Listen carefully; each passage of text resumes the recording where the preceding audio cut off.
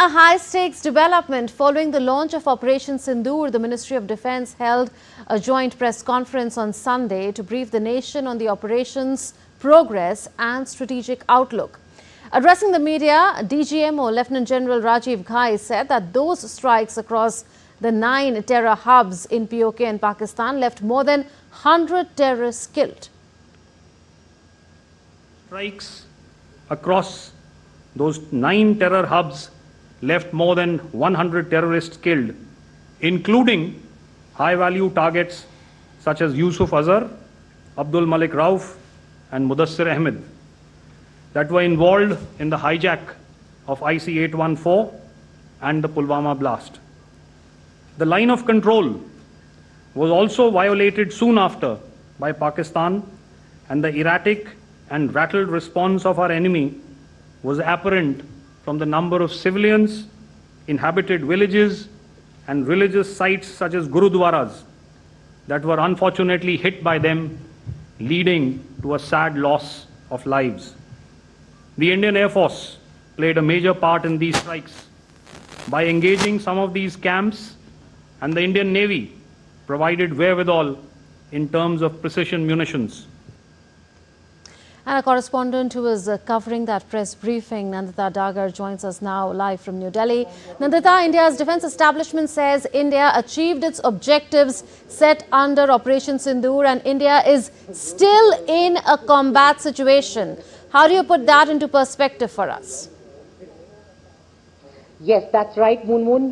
This press conference of the DGMO actually clarified a lot of things. There was a lot of misinformation and rumor mongering that was going amongst the media, notwithstanding, of course, by the misinformation campaign by the Pakistanis in this age of social media, misinformation, disinformation through Twitter, fake messages, etc.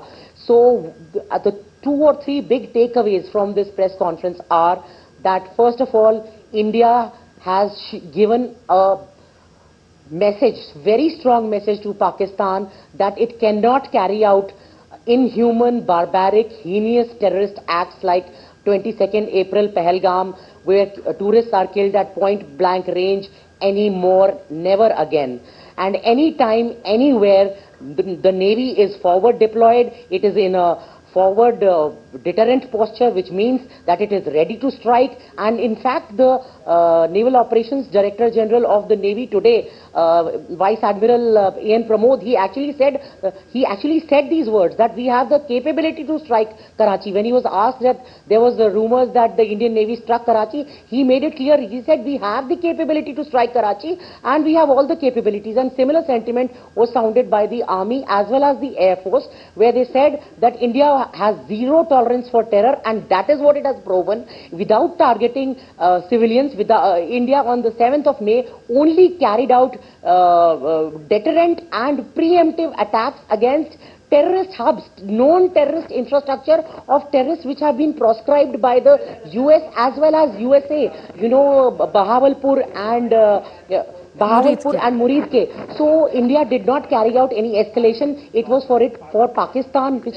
actually for the next 3 to 4 nights carried out aerial intrusions through unmanned aerial vehicles, combat vehicles, and carrying out cowardly acts against religious places of worship, civilian areas, schools, hospitals, like that. And therefore the Indian Army, Navy, Air Force had to defend the nation. And therefore the third thing that I would like to bring to your attention and through you to our audiences, international audiences of DD India, Moon, is that the capability of the Indian Army, Air Force is now known by the Pakistanis. They know how outnumbered, outgunned, and how unmatched we are as far as their military capability is concerned, and how superior not just our air defense systems of the Air Force but also our aerial assets, which are surveillance and reconnaissance assets, are. Number 4 is to give proof to the world of the misinformation and propaganda of Pakistan.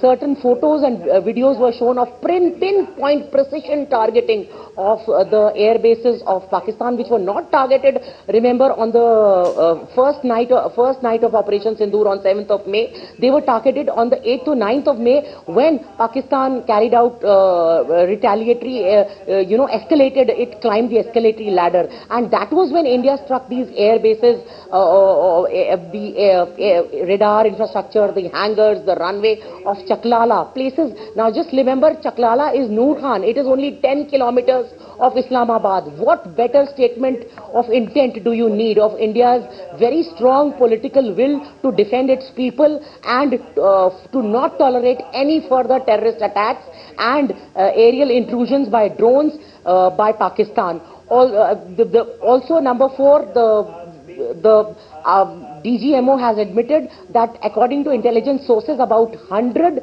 terrorists were killed in that first night of Operation Sindoor, when 9 known terrorist camps were targeted. I asked, they are also saying that the Army, Navy, Air Force all remain in a very vigilant posture, absolutely operationally ready to counter any misadventure by Pakistan.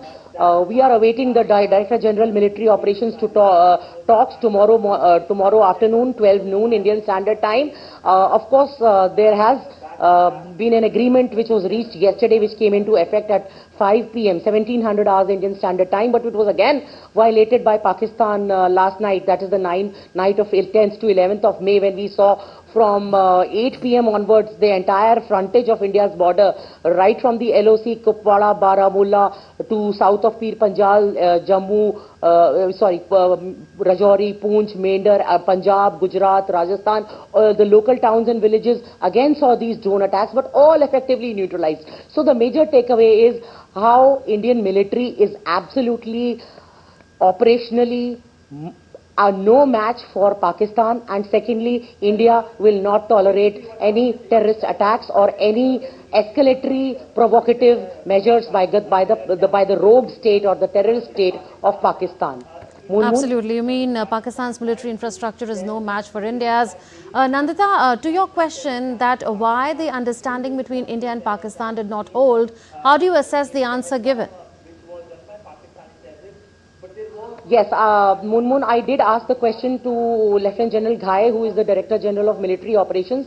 He said that is for the Pakistanis to answer, but he said that it takes time for any decision reached at the top or at the above the top brass to trickle down to the lower formations. That was his assessment. But he also pointed out that you cannot trust Pakistan, and we are ready for another eventuality. And in case anything happens, India is ready to respond. It is not for us to say what or be responsible for the actions or the terrorist acts and the unprovoked ceasefire violations and aerial intrusions that Pakistan carries out. But the main thing is that Indian forces, the troops on the border, the BSF on the international border, the army at the LOC, and our air defense systems, our army radars, which is a very beautiful system of state-of-the-art command and control systems, batteries, and electro-optic sensors. The men behind the machines are all vigilant, and the state-of-the-art systems are in perfect condition and very, very effective and potent, very potent platforms used in this aerial confrontations and the ground battles. Yes, Nandita, what is the sense that you are getting on what could be India's line of communication when the DGMOs talk tomorrow?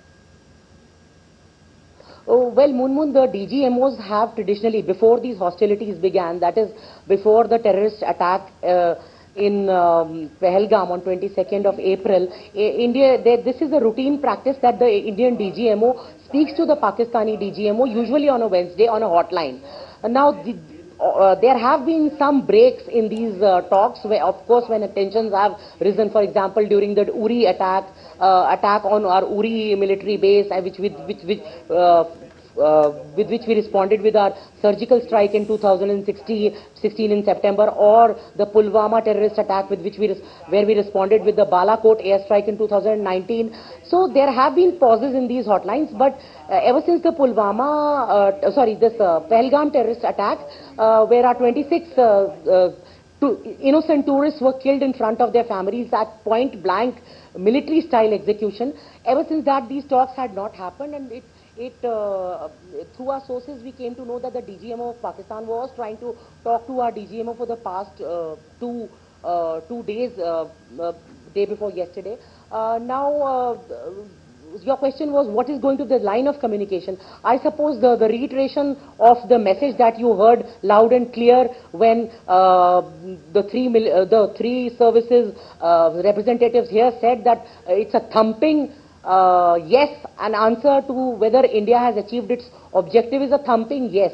So it leaves no doubt in the minds of not just Indians but also Pakistanis that India is in no mood to bleed with 1,000 cuts as its stated policy, as Pakistan has stated its policy is since 1947, and for more than 75 years we've seen so many terrorist attacks from this fountainhead of terrorism, Pakistan. It is not just responsible for terrorist acts in India and in South Asia, but as you very well know, 5 of the 9/11 terrorist attack hijackers were actually trained in Pakistan. Globally, most of the terrorist attacks in the European cities and capitals, and even in America when there are mass shootings, just 2-3 years back when there was a mass shooting in California also, the people are of Pakistani origin, or they have been trained in or radicalized in Pakistani training camps. So you can just imagine how that India has given a strong message to this fountainhead of terrorism that do not carry this out again. Otherwise, our Army, Navy and Air Force are all operationally ready anytime, anywhere.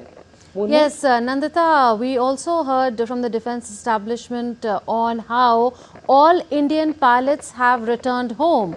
Now, this is a clarification that has come out in as many words after days of a misinformation campaign and information warfare to mislead the world that Pakistan had launched.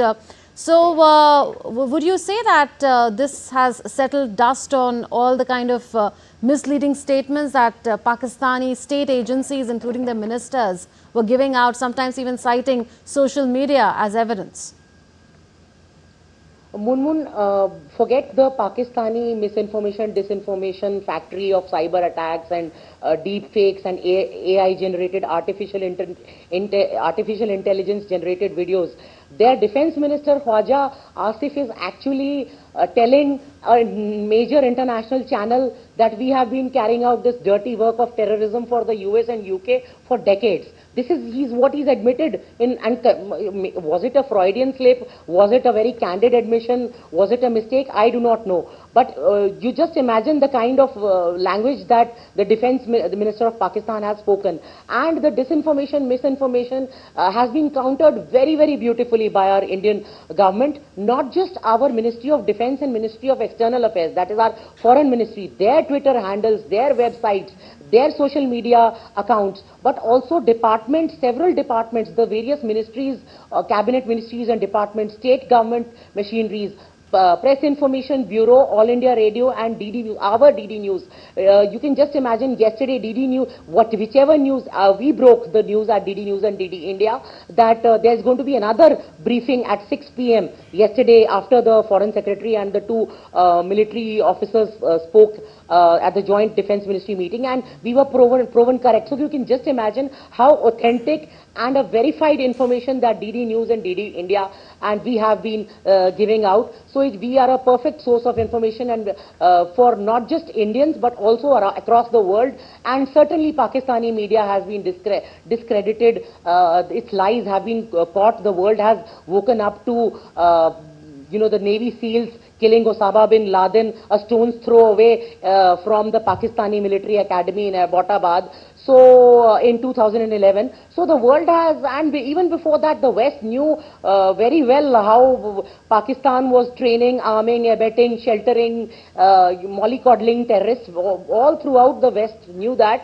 But it's just that after 9/11, they woke up to it, and now could we have it?